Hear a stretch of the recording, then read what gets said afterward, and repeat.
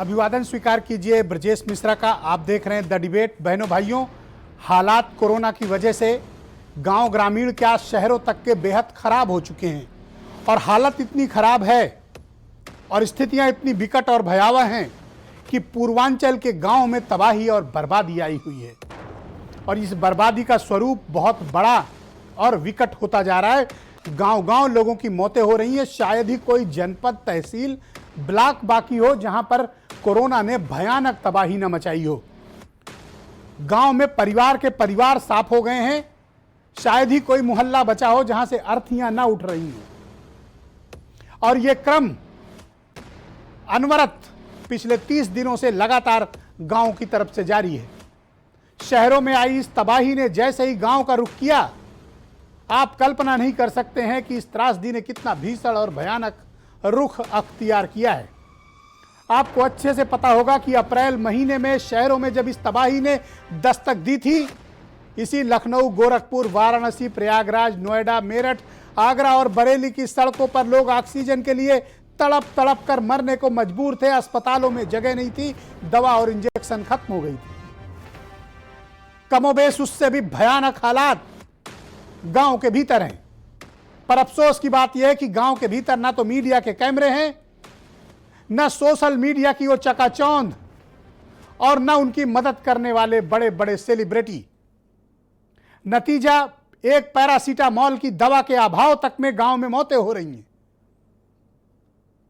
RT-PCR test, टीकाकरण या बड़े बड़े दावे करने की बातें करने वाले उनको सामान्य दवा तक मुहैया नहीं करा पा रहे हैं। इससे बड़ा दुर्भाग्य क्या होगा। मैं फिर कहता हूं कि अपने आसपास के गांवों पर नजर डालिए, आपको पता चलेगा कि ऐसे ऐसे गांव हैं जहां 100-100 लोगों की मौत हुई है। बहनों भाइयों, आप कल्पना करिए कि जिस गांव में सिर्फ 500-1000 लोग रहते हों, वहां 100 मौतों पर किस तरह का मातम होता है। आप कल्पना कर सकते हैं। वो जो गांव में रहते हैं वो कल्पना कर सकते हैं और उस पीड़ा का एहसास कर सकते हैं जो गांव से जुड़े हुए हैं, जो आज भी गांव में बसते हैं। उस त्रासदी को महसूस कर सकते हैं खुद के भीतर कि हालात कितने खराब हैं। हमने किस तरह से अपने बड़े बुजुर्गों को खोया है, किस तरह से हमने अपनी माताओं बहनों को खोया है, किस तरह से बच्चे अनाथ हुए हैं। एक एक तस्वीर बहुत डरावनी, चौंकाने वाली, विचलित करती है और मन को बेचैन करती है। हमने यह उम्मीद की थी कि दूसरी लहर की तैयारी में राज्य की सरकार कुछ बेहतर इंतजामात कर लेगी, लेकिन यहां हालात और ज्यादा खराब हो गए। गोरखपुर, बलिया, गाजीपुर, वाराणसी, चंदौली, गोंडा, बहराइच, बस्ती, श्रावस्ती, सिद्धार्थनगर, मैं कहां कहां का जिक्र करूं। चैनल पे स्थान कम पड़ गया, समय कम पड़ जा रहा है। इतनी खबरें गांव से आ रही हैं हमारे पास। हमारे 55 संवाददाताओं ने 1900 से ज्यादा गांवों का अब तक दौरा कर लिया है और 90% गांव में हालात बहुत खराब हैं। हम अभी बहनों भाइयों 10% गांव तक नहीं पहुंच पाए हैं। उत्तर प्रदेश में 96,000 गांव हैं और हम सिर्फ 1900 गांव तक पहुंच पाए हैं। कल्पना करिए कि उन गांवों का क्या हाल होगा जहां पर आज भी मूलभूत सुविधाएं मौजूद नहीं है। और मैं चुनौती और दावे के साथ कह रहा हूं कि आप उत्तर प्रदेश के हर गांव पंचायत की पीएचसी और सीएचसी का जायजा ले लीजिए। भवन टूटे पड़े हैं, डॉक्टर बैठते नहीं हैं, अस्पतालों के भीतर जानवर रहते हैं या नशेड़ियों का अड्डा बन गया है उत्तर प्रदेश के ग्रामीण क्षेत्र के सरकारी अस्पताल। इन हालात के बीच लोग अपना जीवन कैसे काट रहे हैं, हम आप उसका एहसास नहीं कर सकते हैं। लोग डरे हुए हैं, घरों के भीतर हैं, कुंडी तक खोलने को तैयार नहीं है। गांव के भीतर हालात इतने विकट हैं उनके समक्ष। उनको पता है, हमें आपको भले न पता हो, लेकिन गांव के लोग को बेहतर पता है कि अगर उनको इस वायरस की चपेट में आए तो उनका जीवन मुश्किल होगा, बचना मुश्किल होगा। क्यों? क्योंकि शहरों में जब इलाज उपलब्ध नहीं है तो गांव में इन गरीब गुरबों को कौन पूछेगा। इनका जीवन तो कीड़े मकोड़ों से भी बदतर है। उत्तर प्रदेश में ग्रामीण और शहरी क्षेत्रों के साथ बड़ा भेदभाव है और यह भेदभाव जानलेवा है। ग्रामीण क्षेत्र के किन अस्पतालों को उच्चीकृत किया गया, मैं जानना चाहता हूं और सरकार को बताना चाहिए कि गांव के लोगों को बचाने के लिए उसने कौन से अस्पताल गांव में खोले हैं। कौन से फील्ड हॉस्पिटल्स नए गांव के भीतर खोले गए हैं और गांव के लोगों को बचाने के लिए कितने आईसीयू बेड्स बनाए गए हैं और गांव के लोगों को शहरों में इलाज लाने के लिए कितनी एम्बुलेंस लगाई गई हैं। जब हाईकोर्ट ने कहा कि गांव गांव एम्बुलेंस लगा दो, सरकार उस फैसले के खिलाफ सुप्रीम कोर्ट गई है, स्टे लेकर आई है। यह अपने आप में इस बात का प्रमाण है कि तैयारियों के स्तर पर हम कितने विफल हैं। जब हाईकोर्ट ने कहा कि L2 अस्पताल और सारे नर्सिंग होम, सारे निजी सरकारी अस्पतालों में ऑक्सीजन बेड ग्रामीण क्षेत्र में उपलब्ध कराइए, सरकार सुप्रीम कोर्ट चली गई, स्टे लेकर आई है। यह बताने को पर्याप्त है कि ग्रामीण क्षेत्र में हमने कोई तैयारी नहीं की, इनको मरने के लिए छोड़ दिया है हमने। क्या इतने उदाहरण पर्याप्त नहीं है? और मैं आप सबसे कहता हूं कि आप सब अपने गांव के आसपास के सरकारी अस्पताल में स्वयं जाएं, फेसबुक ट्विटर पर उनकी तस्वीरें डालें, सोशल मीडिया पर उनकी तस्वीरें डालें, व्हाट्सएप पर उनकी तस्वीरें डालें और सरकार से सवाल पूछें कि इन अस्पतालों को इस लायक क्यों नहीं बनाया गया कि आज यहां गांव गरीब के लोगों का इलाज हो जाए। गांव गरीब के लोगों को कोरोना हो तो वो कहां जाए आज की डेट में, मुझे बताया जाए। कौन सा अस्पताल उसके लिए तैयार किया गया है, मुझे बताया जाए। शहर के लोगों के लिए तो बड़े दावे हुए थे, ये भी बेमौत मारे गए और गांव के लोग भी बेमौत मारे जा रहे हैं। बताया जाए कि गांव के लोगों के लिए क्या व्यवस्था आपने की है, जो हमारे भाई बहन, बड़े बुजुर्ग, बच्चे, माताएं और बहनें मारी जा रही हैं, और छोटी मोटी तादाद में नहीं, बड़ी तादाद में। बुखार आया, सर्दी, खांसी, जुकाम, जकड़न, सांस लेने में परेशानी और अगले दिन मौत। ऐसा भयानक मंजर। बलिया के एक गांव में एक पूरा परिवार खत्म हो गया, सिर्फ छोटे बच्चे बचे हैं। बच्चे 13वीं कर रहे हैं। आज मैंने वो दृश्य देखा तो मैं आज सारा दिन उसको भुला नहीं पाया। इन बच्चों की जिंदगी बर्बाद हो गई है, जिंदगी इनकी रूठ गई है। रातें तो काली हैं ही, इनके दिन भी काले हो गए हैं। इन बच्चों का जीवन कैसे चलेगा? कोरोना काल में इस तरह के दुख भरी ऐसी ऐसी कहानियां हैं बहनों भाइयों की, आप सदियों तक भूल नहीं पाएंगे। क्या क्या खोया है लोगों ने, आप तक खबर ही नहीं पहुंची। कोई अनाथ हो गया, कोई बहन विधवा हो गई, कोई पूरा परिवार खत्म हो गया, कोई कमाऊ सदस्य चला गया। लालन पालन तो छोड़िए, अब जीवन कैसे चलेगा इसका संकट है। गांव आप जाएंगे तो लोग सिर्फ रोते हैं। माताएं बहनें जब फूट फूट कर कैमरे पर रोती हैं, मन विचलित होता है, कलेजा फट जाता है। बहनों भाइयों, इनकी रोने की आवाज़ें आपको रात में सोने नहीं देंगी। ये बच्चे सवाल पूछते हैं, ये अनाथ हुए बच्चे, अब इनका जीवन कैसे चलेगा? क्या ये सब्जियां बेचेंगे, सड़क पे झाड़ू लगाएंगे, ये क्या करेंगे? ये अनाथ हो गए, बर्बाद हो गए, पूरी की पूरी जिंदगी खराब हो गई ये लोगों की। मैं जानना चाहता हूं कि जिंदा लोगों को इलाज नहीं और मरने के बाद अंतिम संस्कार नहीं, और अब इन जो बच गए हैं उनको भी आगे का जीवन कैसे चलेगा, कोई व्यवस्था नहीं की गई है। यह अत्यंत दुखदाई बात है कि लोगों का जीवन कैसे चलेगा। अब ये बहुत बड़ा संकट हम पर आया हुआ है। संकट का समाधान तब निकलता है दोस्तों, जब आप उस संकट को महसूस करें, स्वीकार करें और संकट से समाधान की ओर बढ़ें। आप संकट को और समस्याग्रस्त कर रहे हैं अस्वीकार करके। जिस दिन आप स्वीकार करना समस्या को सीख जाएंगे, समाधान आपके टेबल पर होगा। लेकिन यह सरकार संकट को समाधान में नहीं, संकट को समस्या में तब्दील करने की एक्सपर्ट है। यही कारण है कि बच्चे अनाथ होकर भीख मांगने को मजबूर हैं। यही कारण है कि बहनें बेवा हो गई हैं, खाने पीने का संकट है, बड़ी तादाद में लोग मारे जा रहे हैं, सरकार आत्ममुग्ध है। आज वो दृश्य देखकर हर किसी का मन विचलित हो जाएगा, जो मैं अभी दिखाने जा रहा हूं, प्रयागराज की वो तस्वीर। इंसानी जिस्मों के साथ दुनिया के किसी कोने में इतना भयानक बर्ताव नहीं हुआ कि लाशों से कफन नोचे जाएं। प्रयागराज की धरती आज मानवता कलंकित हुई है। यहां पे यह मानव सभ्यता को कलंकित किया गया है प्रयागराज के भीतर। यह तस्वीरें यह बताने के लिए पर्याप्त है कि हम कितने निष्ठुर, जालिम, संवेदनहीन हो गए हैं कि लाशों की कब्र से हम राम नामी कफन नोच रहे हैं, हटा रहे हैं। इनमें किसी का पिता होगा, किसी का भाई होगा, किसी का पति होगा, किसी का बेटा होगा। आप ऐसी क्रूरता करते वक्त आपके मन में जरा सा भी मानवता नहीं जगी कि आप क्या कर रहे हैं? अगर ये दृश्य आपको विचलित नहीं करते हैं तो यकीन मानिए कि आप पत्थर के हो चुके हैं। आप इंसान कहलाने के योग्य नहीं। अगर ये तस्वीरें देखकर भी आपका कलेजा न कांपे किस तरह से आपके प्रियजनों की लाशों के साथ खिलवाड़ हो रहा है, कफन नोचा जा रहा है। जिंदा थे तो इलाज नहीं दिया, मर गए तो लकड़ी नहीं दी, और अब जब उस रेत पर दफन है तो लाशों के से कफन नोचे जा रहे हैं। ये कफन क्यों नोचे जा रहे हैं? इसलिए नोचे जा रहे हैं ताकि फाफा मऊ पुल पर खड़े होके कोई इनकी तस्वीर न ले ले, कोई इनके फाफा मऊ पुल पर खड़े होकर कोई इनका वीडियो न बना ले। सरकार की छवि खराब होती है। जरा उसके दिल से पूछो जो अपने प्रियजनों को मुफलिसी गरीबी के चलते इस रेत पर दफन करके चला गया है। आज जब वो दृश्य देख रहे होंगे और किसी के माता पिता की कब्र से इस तरह से लाश से कफन नोचा जा रहा है, इससे बड़ी त्रासदी कुछ हो नहीं सकती। मैं इसको मानवता पर सबसे बड़ा कलंक और सरकार की सबसे बड़ी विफलता मानता हूं। लाशों से कफन नोचना, बाप रे बाप, कभी सुना आपने ये बात? धरती फट जाएगी, आसमान फट जाएगा ऐसा दृश्य देखकर। रुदन के ये स्वर हमको बेचैन करते हैं और मानवता पर ये एक बहुत बड़ा कलंक लग गया है। संगम की इस पावन धरती पर ये अनाचार है, अत्याचार है। ऐसे अनर्थ से धरती फटती है, कलेजा फटता है।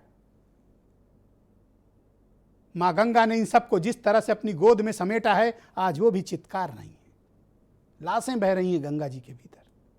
ये त्रासदी की तस्वीरें बताने के लिए पर्याप्त है दोस्तों कि हालात कितने भयानक हैं, और सरकारों ने आपके समक्ष जिस तरह की तस्वीर प्रस्तुत की है, जमीनी हकीकत सर्वथा विपरीत है।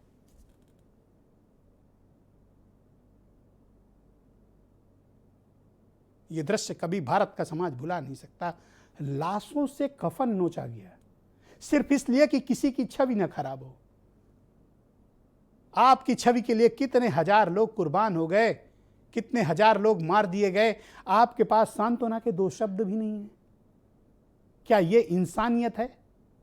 क्या ये 24 करोड़ लोगों की चुनी हुई सरकार की संवेदनशीलता है कि वो अपने राज्य के मारे गए असंख्य नागरिकों के प्रति कोई सम्मान का भाव नहीं रखती है?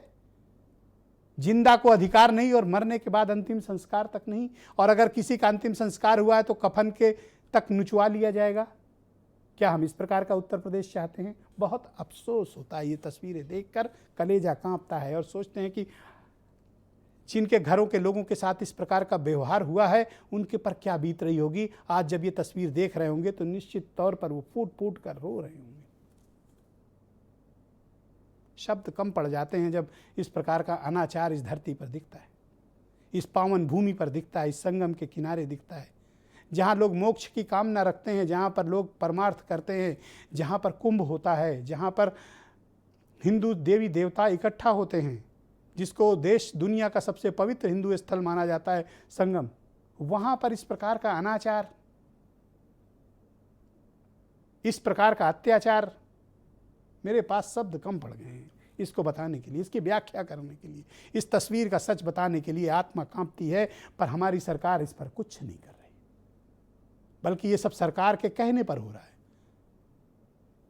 आपकी छवि ठीक रहे तो क्या हजार लोग कुर्बान हो जाएं? क्या हम मध्यकालीन भारत में जी रहे हैं या प्राचीन कालीन भारत में जी रहे हैं कि जहां राजा की इज्जत के लिए, राजा का सम्मान बना रहे, हजारों लोग कुर्बान कर दिए जाएं?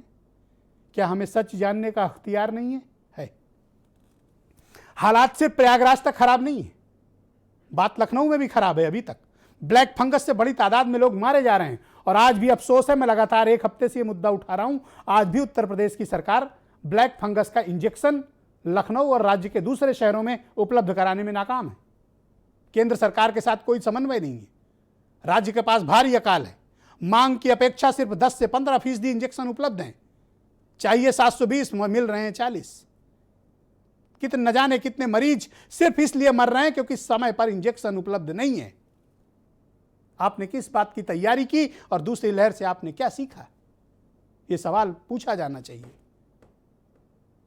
गांव से लेकर शहरों तक कोरोना ने तबाही मचाई है, सरकार सिर्फ अपना डाटा दुरुस्त करने में लगी हुई है। सरकार आंकड़ों में यह बताती कि कोरोना उसने कंट्रोल कर लिया, और जिस रफ्तार से वो डेटा कम करते जा रहे हैं, मुझे लगता है 30 मई तक उत्तर प्रदेश कोरोना मुक्त घोषित कर दिया जाएगा। लेकिन शायद ही कोई ऐसा जनपद और तहसील बाकी हो जहां के गांव से मरने की लगातार खबरें ना आती हों।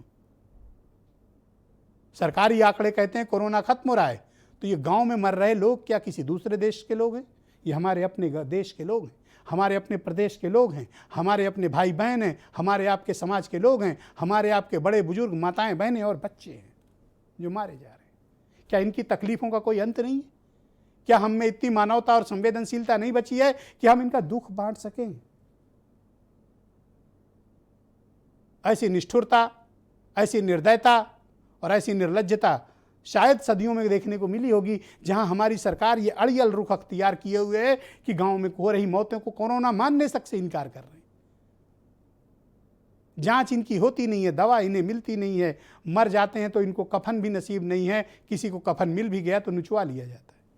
ये प्रमाण है इस बात का। हालात बहुत ही खराब है बहनों भाइयों।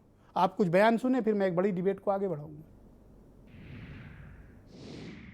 सरकार द्वारा जो आए दिन नई नई घोषणाएं की जाती है, तो उनको सरकारी टीचर ने उनको सरकारी गुलाम चाहिए। उनके इतने अधिकारी मर गए, उनके बारे में इस तरह से बात करके उनको क्या चाहिए? उनका कोई भी काम बिना टीचर के नहीं होता है। उसी टीचर के यहाँ पे इस दुनिया में इज्जत नहीं है। वो सारी दुनिया को इज्जत देना सिखा देता है बच्चों को, पर उसके प्रति आराम भी संवेदनशील हो जाता है। बुखार हुआ रहा है भैया उनका, और बुखार की वजह से अटैक पड़ गया। अटैक से सांस फूले लगी। फिर बहुत जगह एम्बुलेंस फोन किए, कोई गाड़ी नहीं है यहाँ। तो हम अपनी माँ की कहीं दोपहिया से लगे गए, हम लोगों के एक्सीडेंट होएगा। नहीं जान पान अचानक भैया के मौत हो गए, नहीं जान पान चिड़ैया का कितना भैया झाले गे हमारे दाग गोली मार देती, अपना जिंदा रहती, अपन परिवार तो देखती।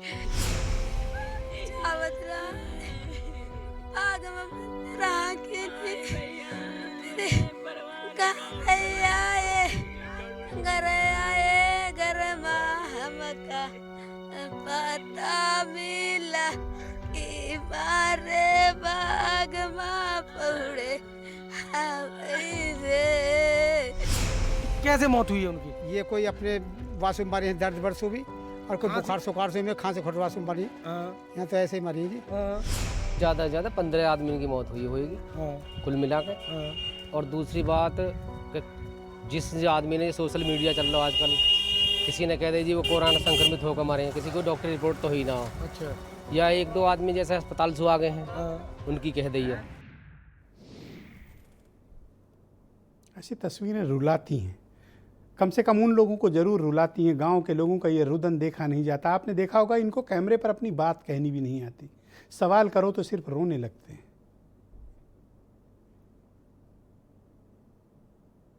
ये तस्वीर हमारे उत्तर प्रदेश की है और बहुत ही बेचैन करती है, हजार सवाल करती है कि हमने अपने गांव को के लोगों को मरने के लिए कीड़े मकोड़ों की तरह किस तरह से छोड़ रखा है। ये पीड़ा सुनकर किसी का भी कलेजा फट जाएगा।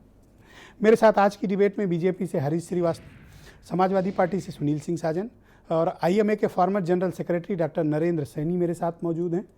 डॉक्टर सीपी राय जी जाने माने पॉलिटिकल एनालिस्ट हैं और सुशील दुबे उत्तर प्रदेश के बहुत ही जाने माने पत्रकार, और वीरेंद्र सिंह जी हमारे स्टेट हेड। बहुत स्वागत और धन्यवाद आप सभी का। हरीश जी, पिछली डिबेट में आपने मुझसे वायदा किया था कि आने वाले वक्त में आप गांव की स्थितियों को ठीक करेंगे, लेकिन जिस तरह से हमारी माताएं बहनें रो रो कर अपनी बातें कह रही हैं, मजबूत से मजबूत कलेजे के लोगों का भी छाती फटेगी सुनकर। मुझे बहुत अपार कष्ट है। नहीं, विजय जी, निश्चित रूप से ये बहुत तकलीफ देह त्रासदी है और बहुत सारे लोगों की जिंदगियां इस कोरोना संक्रमण से गई हैं, बहुत पीड़ाजनक हैं। तमाम परिवारों के लिए तो ये वज्रपात सा हुआ है। हम सब उस पीड़ा को उतनी ही नजदीक से महसूस करते हैं जितनी नजदीक से आप महसूस कर रहे हैं। लेकिन जहां तक सरकार का सवाल है, सरकार भी युद्ध स्तर पर लगातार काम कर रही है और उसके नतीजे भी सामने आ रहे हैं। संक्रमण की दर काफी नीचे आई है, रिकवरी दर बहुत बढ़ी है, मृत्यु दर घटी है। ये अवश्य है कि उत्तर प्रदेश में 97,000 के आसपास राजस्व गांव हैं। तो मैं जो ये घटनाएं आप अपने चैनल पे दिखा रहे हैं, मैं इससे इनकार नहीं कर सकता। और उस पीड़ा को उतनी ही संवेदना के साथ में हरीश जी, हम इन्हें महसूस बचा करता हूं। सकते थे, लेकिन मुझे लगता है कि उचित बंदोबस्त न होने के कारण लोग इस तरह से मरने को मजबूर है। अभी देखा, एक माता कह रही थी कि फ़ोन करते रहे, एम्बुलेंस नहीं आई, वो 2 व्हीलर से लेके गए, उसका भी एक्सीडेंट हो गया। नहीं, ये इस पीड़ा संभव का है एहसास इस तरह करते होंगे की- कि क्या बेबसी रही होगी इन गरीब लोगों की, हम लोग शायद न एहसास कर पाए इसका। नहीं, ब्रजेश जी, निश्चित रूप से हम सब एहसास करते हैं कि तकलीफें इस कोरोना महामारी के संकट में अनेक लोगों के साथ आई और अनेक लोगों को इस तकलीफों का सामना और इस तरह की इस बात को मानने दिक्कतों में का कोई सामना गुरेज कर- है कि आपकी सरकार कोरोना के प्रबंधन में बुरी तरह से फेल रही है? देखिए ब्रजेश जी, ये कहना आसान है, लेकिन सरकार ने दिन रात काम किया है और उसी का परिणाम है कि अगर 2 लाख आज 3,10,000 का जो संक्रमण संख्या थी 30 अप्रैल को, अगर वो घटकर 70,000 के आसपास आई है और 94% रिकवरी रेट है, जी, तो ये काम का ही नतीजा है। अब ये बात अवश्य है कि एक समय जब संक्रमण बहुत बढ़ा तो उस समय व्यवस्थाएं जितनी भी थी वो सब कम पड़ गई। आप कोई वायदा कर और- सकते हैं कि कितने दिनों में आप गांव की स्थिति ठीक कर देंगे? क्योंकि 2 महीने से मैं प्रतिदिन लोगों को यही दिखा रहा हूं कि गांव में कितनी अपार बड़ी संख्या में मौतें हो रही हैं। मेरा मन भी विचलित है। आप मुझे एक डेट दे दीजिए कि इस डेट तक आप चीज़ों को संभाल लेंगे। देखिए ब्रजेश जी, इससे महामारी का संक्रमण है, मैं कोई इसमें, अगर मैं इस क्षमता का होता कि मैं डेट फिक्स कर सकता तो मैं तो कल ही तक के लिए कह दूं। लेकिन ये जो संक्रमण है, जो अननोन अनसीन है, जी, उसको लेकर के, जिसके लेके आज मैं एक आईसीएमआर के एक वायरोलॉजिस्ट का एक इंटरव्यू पढ़ रहा था और वो ये उन्होंने अपने इंटरव्यू में आज कहा है कि इसके म्यूटेशंस को लेकर के आज तक हम किसी निश्चित निष्कर्ष पे नहीं पहुंच पाए। तो उस वायरस के संक्रमण को लेकर के मैं कौन सी डेट फिक्स कर सकता है या कोई भी हरीश सरकार कौन सी जी, डेट फिक्स कर लोग सकती है? कोरोना से कम मरे हैं। आपकी कुव्यवस्था, आपके कुप्रबंधन, एम्बुलेंस न देने से, ऑक्सीजन न देने से, अस्पताल और दवा उपलब्ध न कराने से ज़्यादा मरे हैं। हम इन्हें बचा सकते थे। नहीं, निश्चित रूप से अगर हमारा इंफ्रास्ट्रक्चर स्वास्थ्य का मजबूत होता और ये जो बीच में एक सप्ताह तक ये ऑक्सीजन और दवाओं की दिक्कतें जो लोगों के सामने पेश आई जी, वो न होती तो संभवतः बहुत सारे लोग इस राउंड का एक अंतिम सवाल है मेरे पास, और आपने निश्चित तौर पर वो खौफनाक दृश्य प्रयागराज का आज देखा होगा कि लाशों से कफन नोचा जा रहा है। क्यों नोचा जा रहा है? ताकि फाफा मऊ पुल पर खड़े होकर कोई वीडियो न बना ले, कोई फोटो न बना ले, जिससे आपकी हुकूमत की छवि न खराब हो। इससे बड़ा मानवता पर अभिशाप और इंसानी जिस्मों के साथ ऐसी क्रूरता दुनिया के किसी हिस्से में आपने देखी? और क्या आप इसको ठीक मानते हैं? नहीं ब्रजेश जी, बिल्कुल मैं नहीं मानता है। बहुत शर्मनाक है। ये किसी सरकारी अधिकारी कर्मचारी के निर्देशन के कारण ऐसा हुआ है या कोई वॉलंटरीली भी कर रहा हो तो या वहां के स्थानीय प्रशासन की जिम्मेदारी है कि इस तरह की शर्मनाक घटनाएं न घटें। मैं वहां के स्थानीय प्रशासन से भी और बाकी तो भी आप अपनी उच्चाधिकारियों सरकार भी से इस क्या विषय- मांग करते हैं कि इस अमानवीय दृश्य जिसको देखकर हर कोई विचलित है, बेचैन है, और आप तो स्वयं हिंदुत्व के सबसे बड़े रक्षक हैं और आपकी सरकार में हिंदुओं के सबसे पवित्र स्थल पर ऐसा अमानवीय कार्य? नहीं, बिल्कुल ये बहुत शर्मनाक है और जो भी इसके जिम्मेदार होंगे वो निश्चित रूप से सजा के हकदार है। क्या आपकी और छवि मानवता से ऊपर हो गई है? ब्रजेश जी, मुझे जब तक उस घटना के तथ्य नहीं मालूम, मैं तथ्य ये, पता करिए, क्योंकि ये घटना कोई सामान्य नहीं है, असामान्य नहीं, घटना है। बिल्कुल, ये इंसानियत पर कलंक है। नहीं बिल्कुल मैं इसको कब्रों से मानता हूं कि कफन असामान्य नोचना, घटना है। इससे ज्यादा नहीं। गिद्ध और इससे ज्यादा घटिया घृणित कोई बात हो नहीं सकती किसी नहीं, समाज के निश्चित लिए। रूप से आप मन जो बात आहत कह और रहे हैं, बेचैन है। जो आप घटना बता रहे हैं निश्चित रूप से बहुत ही घृणित है। मैं इसके बारे में तहकीकात आप करूंगा अपनी अपने सरकार स्तर से भी और- कहिए कि दोषी लोगों के खिलाफ कठोरतम कार्रवाई करे बिल्कुल। और मैं क्षमा उसको याचना पूरी भी तरह- सरकार को करनी चाहिए जिनके परिजनों की लाशों के साथ ऐसा दुर्व्यवहार हुआ है। मैं पूरी तरह से इस बात से सहमत हूँ जी। और मैं इस सुनील बात सिंह को साजन ऊपर तक आपके मित्र हैं, मैं समाजवादी जाऊंगा। पार्टी के प्रवक्ता हैं, मैं उनको आमंत्रित करता हूं डिबेट में। सुनील जी, आप तो खुद गांव से बिलोंग करते हैं, क्या स्थितियां हैं गांव, ग्रामीण, मजरा और पूर्वा में? क्या वाकई सब जगह कोरोना खत्म हो गया है? देखिए ब्रजेश जी, आपको सुनने के बाद जो तस्वीरें आपने दिखाई, जो बयान आपने सुनाए हैं, उस सब के बाद दिमाग बिल्कुल शून्य हो गया। बहुत कुछ सोच के बैठे थे कि हम लोग बात करेंगे, लेकिन जिस तरीके से सरकार का रवैया है, हम कह रहे ठीक है, महामारी आई, पूरी दुनिया में आई, देश में भी आई। उत्तर प्रदेश में प्रदेश सरकार ने पिछली बार भी अपने सहयोगी मंत्री खोए, विधायक खोए, कितने बड़े बड़े लोग खोए।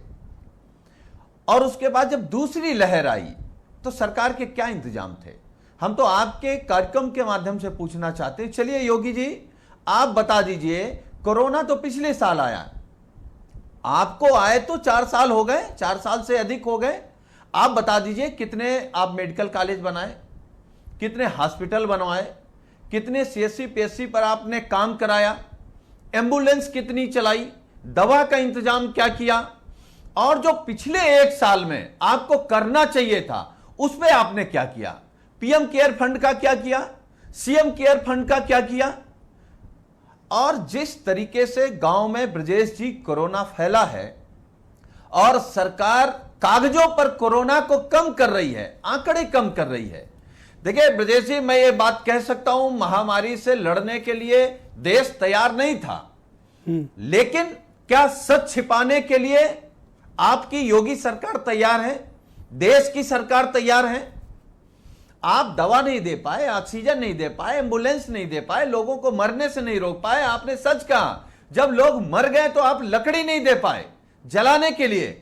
और जो तस्वीर प्रयागराज से आई है, मैं सच कह रहा हूं ब्रजेश जी, मुझे अभी भरोसा हो गया कि जो उत्तर प्रदेश में सरकार में बैठे लोग हैं, ये राक्षसी प्रवृत्ति के लोग हैं, और इनके जो अधिकारी हैं वो गिद्ध प्रवृत्ति के लोग हैं। मतलब आपने हद खत्म कर दी मानवता की। आप जिनको बचा नहीं पाए, अंतिम संस्कार नहीं करा पाए, उनका कफन नोच रहे हैं। और कौन सा कफन नोच रहे हैं? जिसमें भगवान राम का नाम लिखा है। आप तो भगवान राम के बहुत बड़े भक्त बताते हैं। मैं भरोसे के साथ कह सकता हूं ब्रजेश जी, जिस तरीके से भगवा पहन करके रावण आया था, उसी तरीके से भगवा पहनकर हमारा मुख्यमंत्री घूम रहा है। ये राक्षसी प्रवृत्ति के हैं, हमें कहने में कोई आपत्ति नहीं। हमने मुख्यमंत्री जी के खिलाफ कभी इतने कड़े शब्दों का प्रयोग नहीं किया, हम हमेशा मर्यादा में रहे। लेकिन ये तस्वीरें, ये वीडियो देखने के बाद आज मुख्यमंत्री जी फटकार मिली तो जिले जिले पर घूम रहे। जब आपको काम करना चाहिए था तब आप बंगाल घूम रहे थे, दूसरे राज्यों में घूम रहे थे। और ब्रजेश जी जानते ये लोग क्यों घूम रहे? जिले जिले जाकर के इसलिए नहीं कि आप कोरोना को रोकना चाहते हैं या लोगों की जान बचाना चाहते हैं। अभी भी इतने संवेदनहीन लोग हैं सरकार में, ये जिले जिले पर जाकर के जिला पंचायत अध्यक्ष और ब्लॉक प्रमुख कैसे जीतेंगे उसकी रणनीति कर रहे हैं, उसकी बैठक कर रहे हैं। और अगर आप कोरोना से लड़ने की बात के लिए अगर जिले जिले पर जा रहे होते तो हमने देखा आपके चैनल पर, बाकी चैनलों पर देखा कि झांसी में आप डॉक्टरों से मिलने के लिए आपकी पुलिस ने मना कर दिया।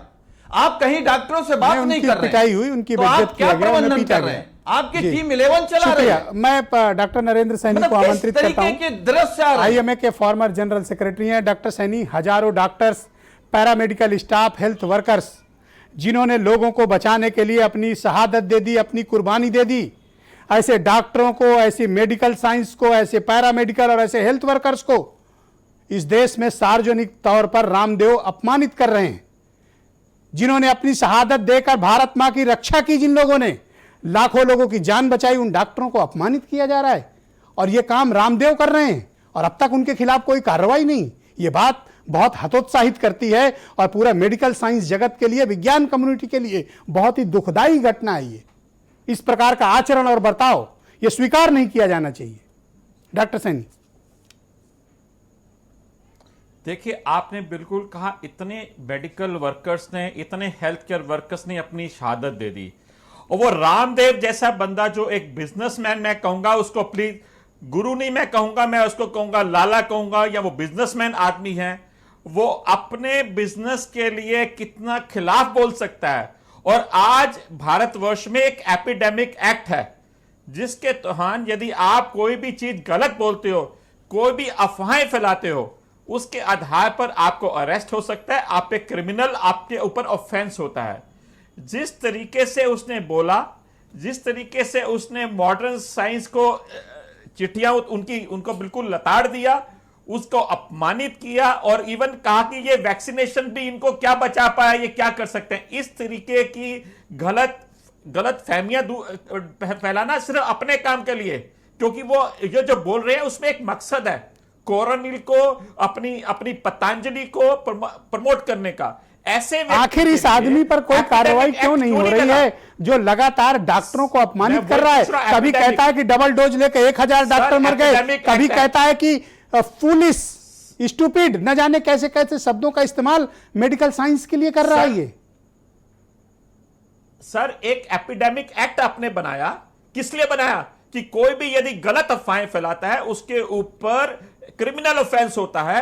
आप प्राइम मिनिस्टर जी ने हमारे, जब किसी ने उसको पोस्टर लगाया गया था उसको आपने पकड़ लिया, लेकिन इस आदमी को कोई नहीं पकड़ सकता क्योंकि वो जानता है कि उसके जो पहुंच है बहुत दूर तक है। ये रामदेव को बाबा नहीं है, ये बिल्कुल लाला है और एक बिजनेसमैन है और उसके ऊपर कोई बिजनेस एथिक्स नहीं है। क्या आप लोग रामदेव के इस बयान से और इस अपमान से और इस तरीके की घटिया बेहुदा बातों से आप लोग अपमानित महसूस कर रहे हैं?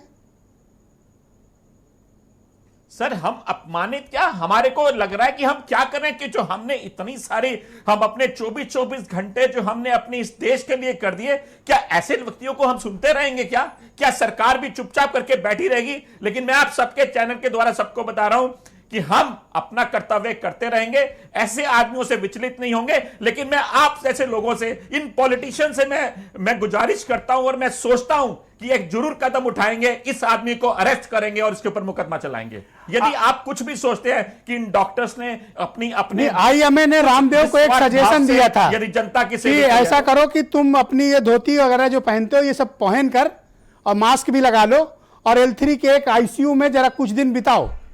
ये बंदा क्यों नहीं आता, इसको लाया जाए। सर, ऐसे लोग ऐसी बातें करते रहेंगे और हमारे देश के लोग, मैं नहीं चाहता कि इस बातों को तोल दिया जाए, नहीं तो और पता नहीं कितनी जानें चली जाएंगी। ये व्यक्ति की एजुकेशन क्या है, मैं पूछना चाहता हूं, जो इतने बड़े बड़े क्वेश्चन पूछ करता है उसकी एजुकेशन क्या है? 5वीं पास होगा, इससे अधिक तो नहीं लगता मुझे। लेकिन क्यों सर, सारे पॉलिटिशियन, सारे लोग उसके खिलाफ कोई नहीं बोलते? यदि आज की तारीख में यदि मैं एपिडेमिक एक्ट के दौरान कुछ भी गलत बोल दूं तो मुझे आज अरेस्ट कर लिया जाएगा। इस आदमी को हर तरफ, हर वजह से अपनी कोरोनिल, अपनी पतंजलि को ऊंचा चढ़ाने के लिए कुछ ना कुछ गलत बयान देता रहता है, लेकिन इसके ऊपर कुछ नहीं होता। जी, किन मुश्किलों का सामना आप डॉक्टर लोग इस वक्त कर रहे हो? इस महामारी के दौरान क्या मुश्किलें आप लोग के समक्ष आ रही हैं?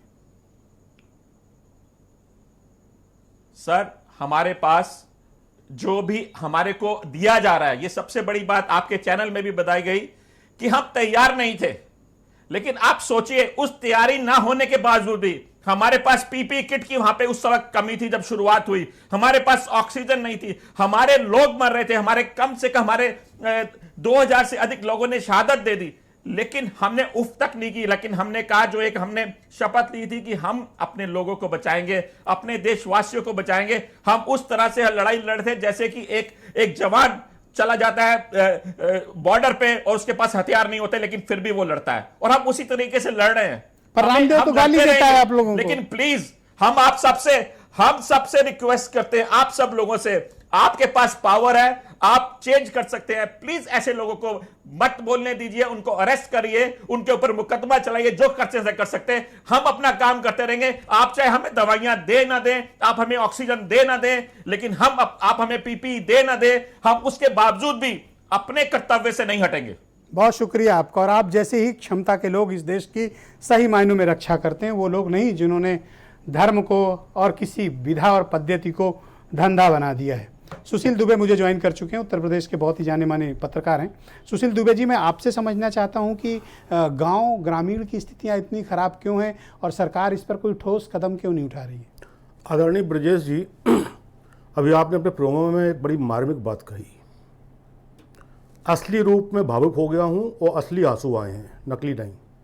आपने कहा कि बच्चे तिरही कर रहे हैं और रात नहीं दिन भी काले हो गए हैं। बलिया की घटना है वो। अरे ब्रजेश जी, अब इसके बाद खाली ये बचता है कि बद्रीनाथ चला जाए, एक गुफा ढूंढी जाए, भगवा पहना जाए और दाढ़ी अपने आप बढ़ जाएगी और वहाँ चुपचाप आंखें बंद करके, दिमाग बंद करके बैठ जाया जाए और कोई बचा नहीं है। जो महिलाएं जैसे रो रही हैं, कमाल है। और अब मतलब मन भावुक हो गया है। आपको पता है वो बोल भी नहीं पा रही हैं। देखा कैसे, मतलब ब्रजेश जी, उन्होंने कैमरा जीवन में शायद पहली बार फेस किया। ब्रजेश जी देखा कैसे, मतलब अब कैसे कहें, मतलब हम वो उस टाइप के तो है नहीं कि वो बताएं कि असली में भावुक हो गया हूँ। और ब्रजेश जी एक चीज़ और बता दें, 300 प्लस के विधायक की पार्टी है, 60 प्लस MP की पार्टी बीजेपी, इसमें एक आध ब्रजेश पाठक जी, एक आध अरविंद शर्मा जी, एक आध कौशल किशोर जी या छोटे मोटे चुटपुटर एक दो छोड़ दो, कितने MP, कितने विधायक, कितने MLC, कितने मंत्री ऐसे हैं जो आज समाज में अपना नाम बता रहे हों कि कोरोना के लिए उन्होंने आंसू बहाए हैं या कुछ भी किया हो।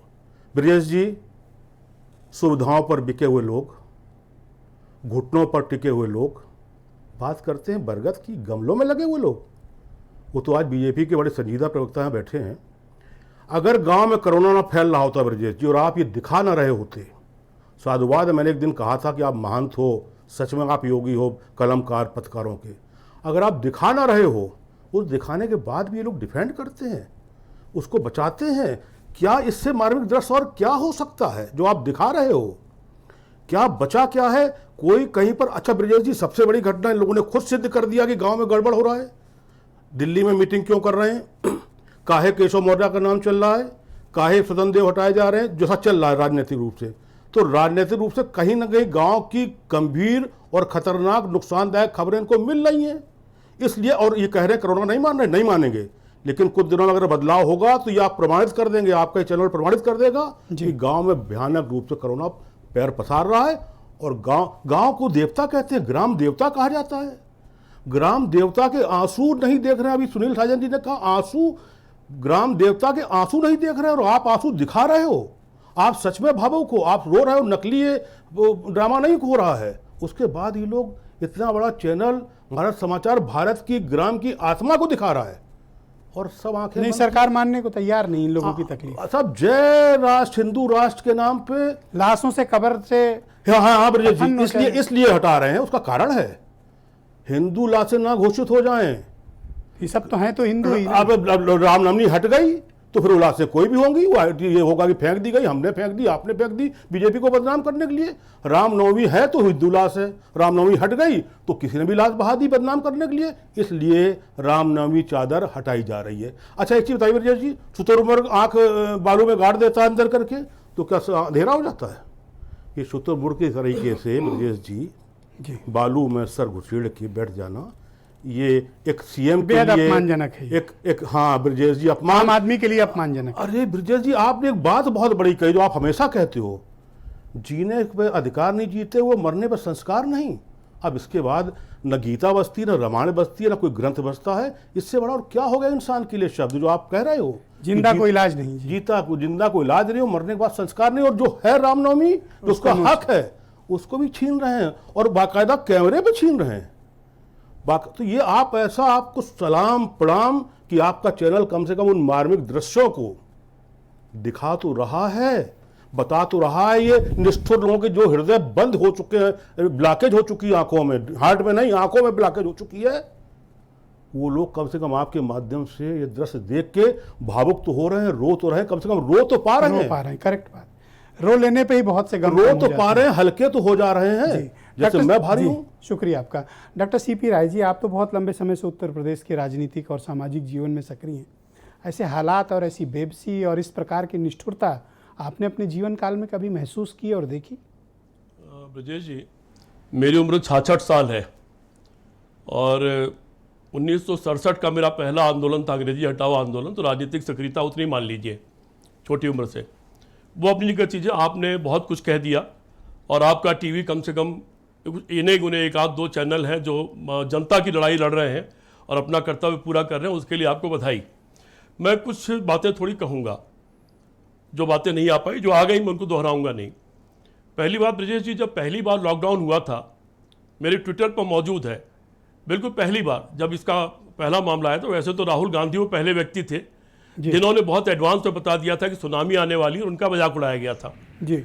उसके बाद जब पहला मामला आया तो मैंने नरेंद्र मोदी जी को टैग करके, पीएमओ को टैग करके ये कहा था कि अभी विदेश से बहुत कम लोग आए हैं, 2-4-600 करोड़ रुपया खर्च होगा, कुछ बड़े होटल बड़े हॉस्पिटल बुक कर लीजिए और उसमें इन सब लोगों को रख दीजिए, उनको आइसोलेट कर दीजिए, जो लोग मिले हैं और जो उनसे मिले हैं उनको आइसोलेट कर दीजिए और बाकी पूरे देश को जो का त्यों चलने दीजिए, उनको 1-8 महीना रखिए, अगर फिर कोई लक्षण न दिखे तो उनको भी छोड़ दीजिए और आगे इसको वॉच किया जाए।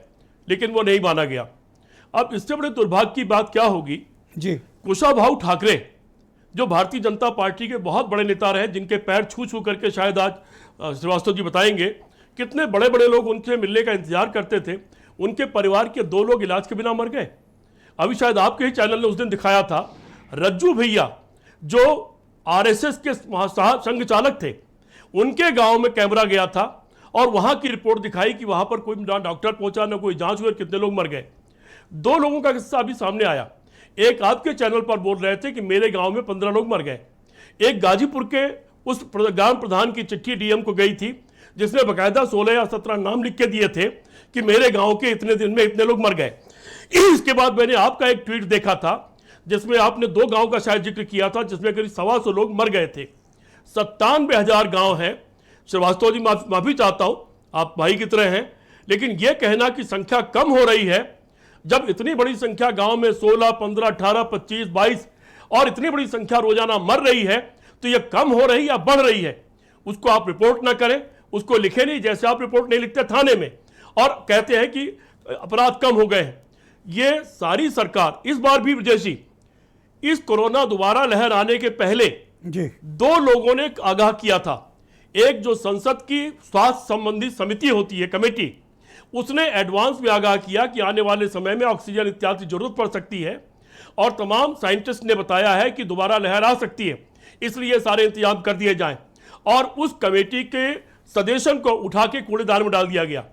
प्रधानमंत्री द्वारा नियुक्त किए गए वैज्ञानिकों की कमेटी ने फरवरी में कहा और इसके प्रति आगाह किया, उसको उठा के कूड़ेदान में डाल दिया गया और उसके बाद लगातार बंगाल और कहां तमाम सभाएं होती रही। सरकार की नाकामी माना जाए, पूरी तरह से नाकाम, अयोग्य। मैंने शायद मुझे ध्यान नहीं कि आपके चैनल पर बोला था या किस पर बोला था, मैंने 16 मई 2014 को मैंने कहा था, 16 मई 2014 को, कि अगर अहंकार अहमदाबाद से चलकर दिल्ली आ रहा है तो पूरा भारत नोट करके देख ले, रख ले कहीं पर, कि भारत अपने इतिहास का एक निहायत असफल और अयोग्य प्रधानमंत्री देखने जा रहा है। He will be most failed prime minister of this country। ये मेरा 16 मई 2014 का बयान है, ये ऑन रिकॉर्ड है। शुक्रिया। तो ये मैं नेक्स्ट राउंड में आपको फिर कनेक्ट करता हूं। वीरेन जी भी हमें जुड़ चुके हैं। भाई वीरेन जी, सरकार के आंकड़े बता रहे हैं कि कोरोना अब सिर्फ 3-4 केस के आसपास रह गया है, जबकि गांव से जो आपकी रिपोर्ट्स आ रही हैं वो तो कुछ और ही कहानी बता रही हैं। गांव-गांव में 100-100 मौतें, कहीं 60 मौतें, कहीं 40, कहीं 15, कहीं 20, लगातार खबरें आ रही हैं। तो ये जो गवर्नमेंट कह रही है और गांव से जो तस्वीरें आ रही हैं तो बिल्कुल अलग कहानी बता रही हैं। देखिए, आपने आज तक जुमलों में सुना था कफन चोर, अब लाश पर से कफन खींचा जा रहा है। ये देख लिया आँख से, पहली बार टीवी पे पूरा उत्तर प्रदेश देख रहा है। ऐसे ही चुराते रहे होंगे कफन चोर, और क्या, किसके आदेश पर ये खींचा जा रहा है, ये सरकार बताए।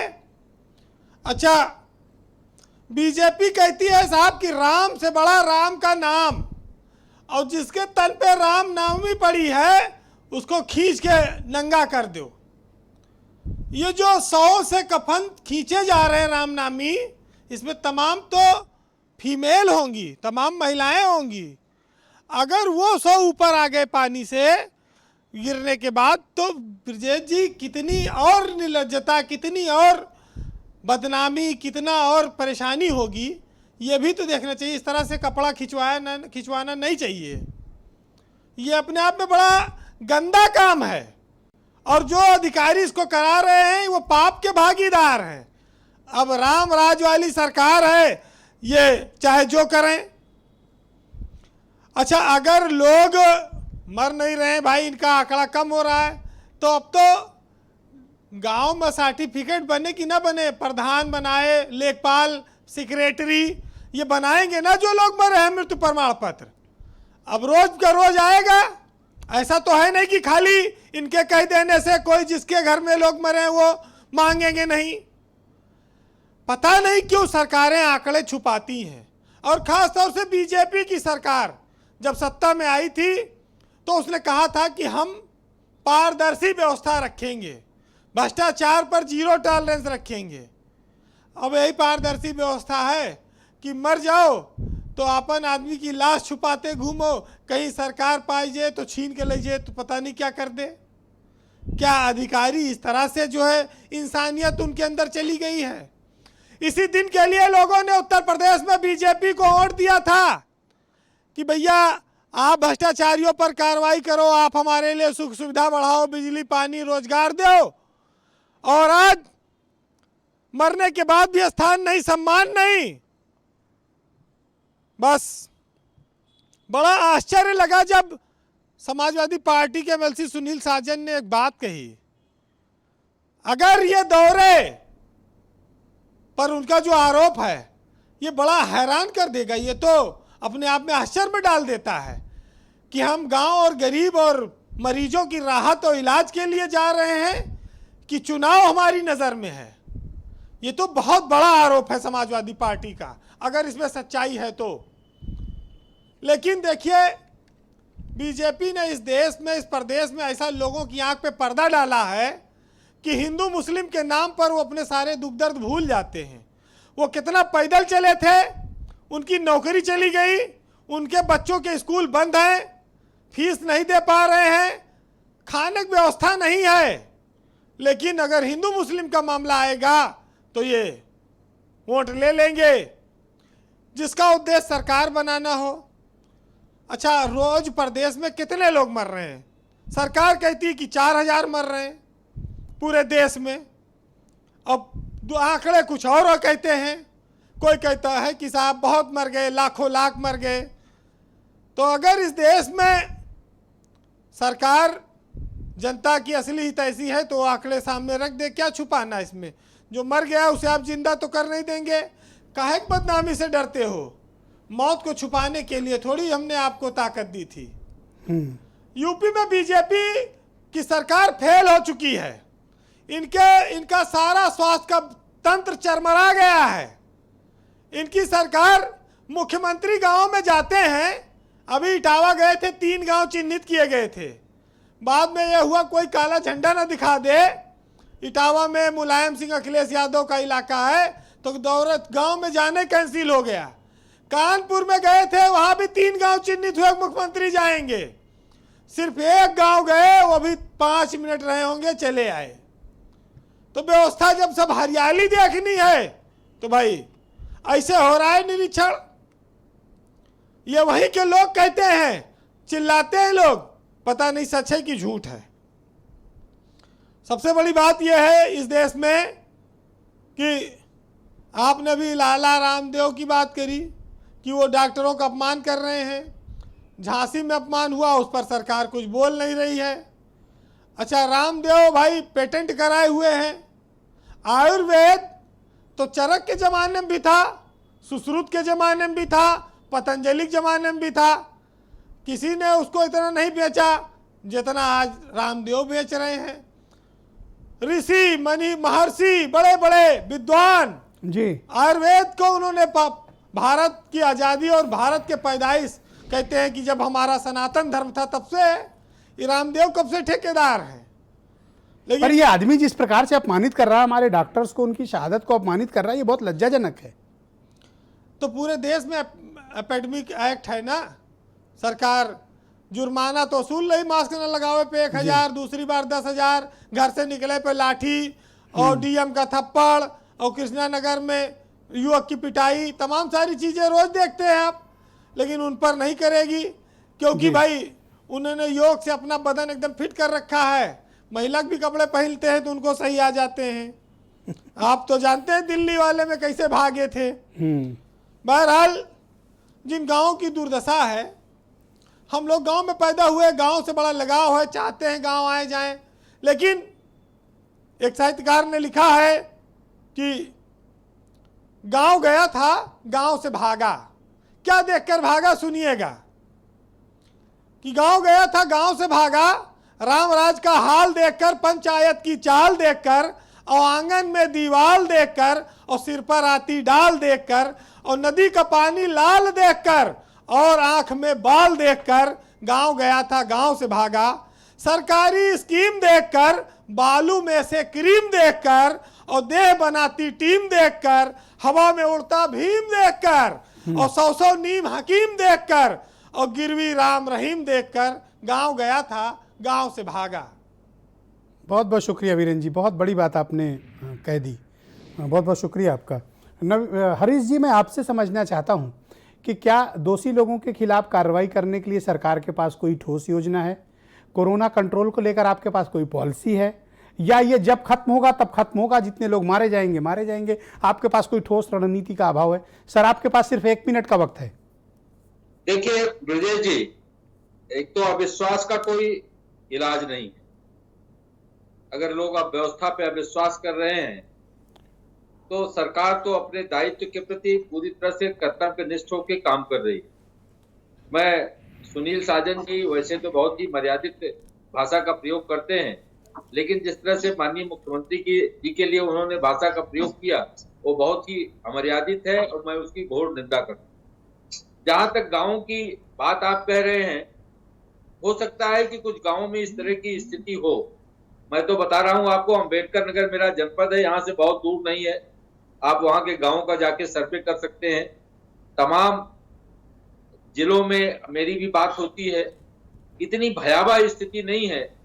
ये मैं मान सकता हूं कि कुछ जगह कुछ गांवों में इस तरह की कैजुअलिटी हुई। तो क्या आप ये मानते हैं कि ये जो लोग रो रहे हैं, पीड़ा बता रहे हैं, मर रहे हैं, ये आपको बदनाम करने के लिए मर रहे हैं और रो रहे हैं? ऐसा बिल्कुल नहीं है। मैंने कहा कि ये इसको सारे प्रदेश के साथ इस तरह का दृश्य नहीं है और न इस तरह की घटनाएं हैं सारे प्रदेश में। मेरा कहने का केवल मकसद ये है जहां ये घटनाएं घटी वो बहुत पीड़ाजनक है, मैं उसको महसूस करता हूं। हरीश जी, समाप्त करें, वक्त का अभाव है थोड़ा। और दूसरी बात जी, डॉक्टर सीपी राय साहब जो बात कह रहे थे, देखिए ये दोषारोपण तो बहुत आसान है और सुनील साजन गेट रेडी से दोषारोपण किया जा सकता है तो उसमें कुछ भी कहा जा सकता है। जी। लेकिन सरकार अपने कर्तव्य के हरीश जी आपकी बात से सहमत नहीं है सुनील साजन जी, और उनका ये मानना है कि आपने कुछ अमर्यादित शब्दों का इस्तेमाल किया। नहीं, वो ठीक है, वो ना सहमत हो, लेकिन मैं उनके शुक्रिया आपका हरीश जी। अब सुनील जी को बोलने दें। उसका मैं जी, धन्यवाद आपका धन्यवाद। प्रयागराज के बात आपने कही, जो जिम्मेदार होंगे उनको कड़ी से कड़ी सजा। देखिए ब्रजेश जी, हम आप जो इतनी शानदार या इतनी अच्छी या मार्मिक जो डिबेट लेकर के आए, इस पे हम आरोप नहीं लगा रहे हैं, लेकिन हम लोग भी बचपन से सीखे हैं, बचपन से सुनते आए हैं कि जिसके जो काम होते हैं वही प्रवृत्ति होती है। आप बताइए कि आदमी तड़पता रहा, उसको ऑक्सीजन नहीं मिली, आदमी तड़पता रहा, उसको एम्बुलेंस नहीं मिली, दवा नहीं मिली, मरने के बाद लकड़ी नहीं मिली, दफनाने की जगह नहीं मिली, दफना दिया गया तो कफन नोचा जा रहा है। इसको अगर हम राक्षसी प्रवृत्ति ना कहें तो हमको बता दीजिए कि राक्षसी प्रवृत्ति की क्या दूसरी परिभाषा होती है। मैंने पहले भी कहा था, मैं नहीं कहना चाहता हूं मुख्यमंत्री जी को राक्षसी प्रवृत्ति का व्यक्ति, लेकिन जो मैं महसूस कर रहा हूं, मैं फिर दोहरा रहा हूं कि उत्तर प्रदेश के मुख्यमंत्री राक्षसी प्रवृत्ति के व्यक्ति हैं और आज जो गांव के हालात हैं वो शहरों के हालातों से ज्यादा खराब है। शहरों में वक्त कम है, शुक्रिया आपका, धन्यवाद। डॉक्टर थे, ऑक्सीजन मिल भी रही थी, जी, लेकिन गांव में तो कुछ भी नहीं मिल रहा है। डॉक्टर नरेंद्र सैनी, क्या आपको लगता है कि रामदेव को जानबूझकर उकसाया जा रहा है ताकि इस मुद्दे को डाइवर्ट किया जाए और इसको आयुर्वेदिक बनाम एलोपैथिक की तरफ डाइवर्ट कर दिया जाए? बिल्कुल, रामदेव को उकसाया नहीं जा रहा, रामदेव जी खुद उकसा रहे हैं। रामदेव जी खुद उकसा रहे हैं अपनी बिजनेस एम्पायर को और बड़ा करने के लिए। मैं आप सब लोगों से ये सबके सामने बताना चाहता हूं कि किसी भी हालत में ये as a modern system of medicine, हमारी लड़ाई आयुर्वेदिक से नहीं है, हमारी उस सिस्टम से नहीं है। हम उस पद्धति को भी अच्छा मानते हैं जहां पर साइंटिफिक तरीके से इलाज हो, लेकिन ये रामदेव जैसे लोगों से जो बिजनेसमैन ने अपनी प्रमोशन करने के लिए हमारे बीच में लड़ाई लड़वा रहे हैं, हम चाहते हैं कि ऐसे लोगों पे पे केस होना चाहिए, उनके ऊपर थैंक यू सजा सर। होनी चाहिए। हाँ सुशील दुबे जी, आप कुछ मेंशन कर रहे थे, प्लीज गो अहेड। ये लाला, योग लाला को दिखा रहा था मैं जी। देखिए डॉक्टरों के बीच में जिंदा हुआ है ये योग लाला, देखिए मतलब ये देखिए ये बेचारा देखिए कितना दुखी टाइप का, ये किसी अस्पताल में ही है, कुछ हुआ था हाँ, इनको, भर्ती थे ये अस्पताल योग लाला, तो ये डॉक्टरों ने ही जिंदा किया इनको। दूसरा मुझे मैं एक बात कहूंगा आपसे जी, कल अखबार में था किसी देश के संगठन, स्वास्थ्य संगठन ने 2,80,262 मौतें बताई थी रजिस्टर्ड। आज कोविड सेंटर देश के उसने बताई 3 लाख प्लस मौतें। इसको आप 10% तो मान के चलिए, वही तो रजिस्टर्ड बताई उन्होंने जी। अगर ब्रजेश जी इतनी मौतें हैं जो इससे बहुत ज़्यादा हैं, तो क्या उत्तर प्रदेश में एक भी IS, एक भी DM, एक भी CMO, एक भी पुलिस का, एक भी सिस्टम का, टीम 11 का, एक भी मंत्री का इस्तीफा, एक भी संगठन के जिम्मेदार व्यक्ति का इस्तीफा, इतनी मौतों के बाद भी केवल जनता जा रही जेल में। 2 सवारी हो, तुरंत पुलिस वाले ने तमाचा मारा, अंदर चलिए। हजारों केस हो चुके हैं, फिर बाद में माफिया भी होगी, केस छूटे जाएंगे, देखा जाएगा। अभी भी 266 लोग जेल में हैं। एक भी आदमी की जिम्मेदारी नहीं फिक्स है। चलिए हम मुख्यमंत्री जी को छोड़ते हैं, वो सन्यासी हैं, त्यागी हैं, योगी जी हैं, उनको पूज्य को प्रणाम, लेकिन क्या सिस्टम का कोई भी जिम्मेदार ऐसा है जिसने अभी तक जिम्मेदारी ली हो और जिसके ऊपर केस चला हो? हाई कोर्ट ने वर्डिक्ट दे दी, चेतावनी दे दी, छोड़ दिया। अरे निश्चित रूप से DM को, SSP को, सिस्टम की जिम्मेदार को, सचिव को, स्वास्थ्य सचिव को, स्वास्थ्य मंत्री को। Doctor CP Rai, thank you, शुक्रिया। डॉक्टर CP राय, आप क्या मानते हैं कि क्या हम टीम 11 को इसके लिए कसूरवार ठहरा सकते हैं, जिनके पास कोविड की high control, high empowered committee Covid मामलों की उत्तर प्रदेश की रही है? पहली बात तो टीम 11 उसके लायक ही नहीं कि वो आपदा का प्रबंधन कर सके, जो स्वास्थ्य संबंधी आपदा है, इसका एक डिपार्टमेंट है। पहली बात तो ये नाम ही मजाक लगता है। What is team 11? ये कोई IPL चल रहा है क्या? सरकार में सब कुछ मजाक है। एपेंडेमोलॉजिस्ट का एक टर्मिनोलॉजी होती है, उसके बकायदा हिंदुस्तान में इंस्टीट्यूशन बने हुए हैं, और पूरी दुनिया में जो बड़े एपेंडेमोलॉजिस्ट हैं उसमें 7 बड़े नाम हिंदुस्तानी हैं। क्या आपने कभी नाम सुना इस देश की सरकार से कि वो एपेंडेमोलॉजिस्ट का जो इंस्टीट्यूशन है उसको इस्तेमाल कर रहे हो, उसको नोडल अधिकारी बना रहे हो या उनसे सहायता ले रहे हो, जबकि अन्य देशों में उनका बड़ा रोल होता है। दूसरी बात, मुख्यमंत्री जी क्यों दौरा कर रहे हैं? खैर सुनील ने एक बात कही कि चुनाव के लिए दौरा कर रहे हैं, अगर वो है तब तो और भी शर्मनाक है, क्योंकि एक हमने आज समाचार सुना कि दिल्ली में बड़ी हाई लेवल मीटिंग हुई जिसमें उत्तर प्रदेश सरकार और अगले चुनाव की चिंता की गई। इस वक्त जब लाखों लोग मर रहे हो, जब लाखों मर रहे हो, आपकी और हमारी आंखों में आंसू आ रहे हो, तब उस मौतों के लिए जिम्मेदार लोग अगले चुनाव की चिंता कर रहे हो। जब लाखों लोग मर रहे हो, तब बंगाल से लेकर लगने जगह तक लाखों की भीड़ इकट्ठी करके कह रहे हो कि इतनी बड़ी भीड़ आई है, बड़ी खुशी की बात है। इससे बड़ी शर्मनाक कोई चीज हो सकती है? मेरा तो कहना यह है कि प्रधानमंत्री और मुख्यमंत्री को खुद इस्तीफा देना चाहिए, इस देश की मौतों को ऑन करना चाहिए, लेकिन ये करने वाले नहीं है। ये किसी भी तरह से सरकार बनाना, वो खरीद के बनाए या कैसे बनाए, बहुत दुर्भाग्यपूर्ण और बहुत क्या कहे शब्द नहीं इसके लिए। जी आखिरी बात कहूंगा जी, इस बीच हमारे आपके पास भी तमाम फोन आते हैं, मेरे बच्चों के पास भी फोन आए कि अंकल से कहो मेरी माँ मर रही है। भगवान कसम खा रहा हूँ ब्रजेश जी, 100 फोन आए होंगे। हम लोग बहुत साधारण लोग हैं, बहुत आम आदमी। एक रिटायर्ड टीचर क्या होता है, तो मुश्किल से कुछ लोगों को ऑक्सीजन दिलवा पाए, कुछ को दवा दिलवा पाए, कुछ लोगों को बेड दिलवा पाए। और जब उनमें से किसी की यह सूचना आती थी कि मम्मी मर गई, भगवान कसम खाना अच्छा नहीं लगता था, और उस दिन केवल आंख में आंसू आते थे। अगर हमारे आपकी आंखों में आंसू हैं तो श्रीवास्तव जी हुकूमतें कभी रोती नहीं है। श्रीवास्तव जी भी इंसान है डॉक्टर साहब, हुकूमतें कभी रोती नहीं। ये बाकी हुकूमत में बैठे लोग भी इंसान है। आखिर इनको ये दर्द क्यों नहीं है? इसको ये ओन करने को क्यों तैयार नहीं है? कोंडोलीजा राइस प्राइम मिनिस्टर, उसने अपने वैज्ञानिक को आगे कर दिया कि आप आगे चलो। मीडिया ने पूछा ये तो प्रोटोकॉल के खिलाफ है, बोले नहीं यही प्रोटोकॉल है, ये आपदा का समय है और इस समय देश का नेतृत्व विद्वान को करना चाहिए जो उस आपदा के बारे में जानता है। लेकिन ये अहंकारी लोग इन चीजों को स्वीकार करने पर यहाँ विज्ञान की तो इज्जत नहीं है। रामदेव कैसा गाली गलौज करता घूम रहा है। मैं उसका नाम नहीं लेता, उसको मैं रामदेव सलवारी कहता हूँ। वो आज तक नहीं बताया उसने कि सलवार किसकी उतारी थी। वो छोड़िए, उसका नाम लेके हम अपनी जुबान क्यों खराब करें? हमारा आपका दोनों का स्तर घटता है, उसको छोड़िए, उसको जाने दीजिए। लेकिन ये लाखों लोगों की मौत इस सरकार के ऊपर कलंक है, धाप। एक दाग है, एक धब्बा है, और इस सरकार को इसकी जिम्मेदारी लेकर के इस्तीफा देना चाहिए और मुख्यमंत्री जी को जिले जिले का दौरा करके जो करोड़ों रुपया खर्च होता है मुख्यमंत्री के दौरे पर, वो बर्बाद करने के बजाय उस पैसे से गांव के लोगों का इलाज करना चाहिए और लखनऊ में बैठ करके उसकी मॉनिटरिंग करनी चाहिए ये। और वो जब जाते हैं तो 3 दिन तक पूरे जिले का सिस्टम उसके अंदर इन्वॉल्व रहता है, अपना काम छोड़ करके मुख्यमंत्री के दौरे की तैयारी कर रहा होता है। ये अपने आप में खुद ये बताता है कि इन लोगों का दिमाग क्या काम कर रहा है और किस तरह से काम कर रहा है। और अगर सुनील की बात सही है तो फिर और ज्यादा शर्मनाक है और इसकी निंदा होनी चाहिए। धन्यवाद, धन्यवाद, बहुत बहुत शुक्रिया। समय खत्म हो चुका है। मैं आप सबका बहुत आभार प्रकट करता हूं इस डिबेट में सम्मिलित होने के लिए। बहनों भाइयों, अपना ध्यान रखें, मास्क का इस्तेमाल करें, सोशल और फिजिकल डिस्टेंसिंग रखें। कोरोना बहुत व्यापक रूप से फैला हुआ है, सरकारी आंकड़ों में भले खत्म हो गया है पर आपके गाँव और शहर में आज भी मौजूद है। धन्यवाद, नमस्कार।